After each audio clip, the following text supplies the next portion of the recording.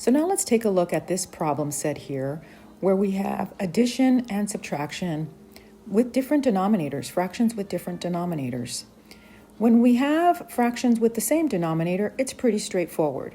We know that all we have to do is we keep the denominator and we simply add or subtract the numerators, which are the top numbers. Again, denominator stays the same.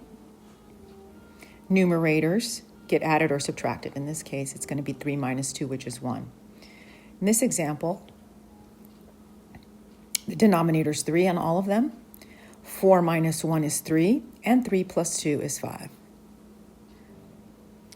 Now, in a case when we have different denominators, what we'll need to do is find something called the common denominator. The best way to find the common denominator is to choose the largest number. In this case, we see is 5. And now we can say, does 3 go into 5 evenly? Or is 5 a multiple of 3? It is not. So let's start with the next number, 5 times 2. 5 times 2 is 10. Does 3 go into 10 evenly? It doesn't. How about 5 times 3, 15? 3 goes into 15 5 times, so we know that 15 is going to be our least common denominator. So I'm just going to go ahead and put 15 here and then another 15 here to represent our second fraction. Now, for me to get from 3 to 15, I had to multiply by 5. So I'm also going to multiply the numerator by 5. So if 3 times 5 is 15, 1 times 5 is 5. So now I have an equivalent fraction written with a denominator of 15. In my second fraction, 5 times 3 is 15. Therefore, 1 times 3 is 3.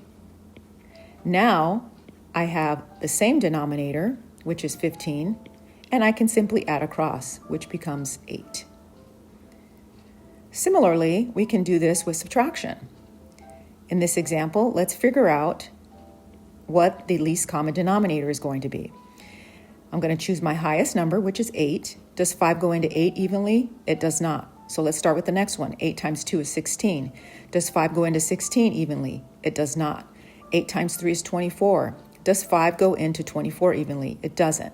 8 times 4 is 32. 5 does not go into 32 evenly. So our next number is going to be 8 times 5, which is 40.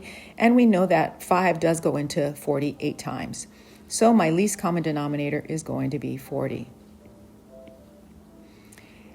If it takes for me to get from 8 to 40, it's going to be 8 times 5. So 8 times 5 is 40. Therefore, 3 times 5 is 15. 5 times 8 is 40. Therefore, 1 times 8 is going to be 8. Now I have the same denominators, and I can take 15 minus 8, which is 7.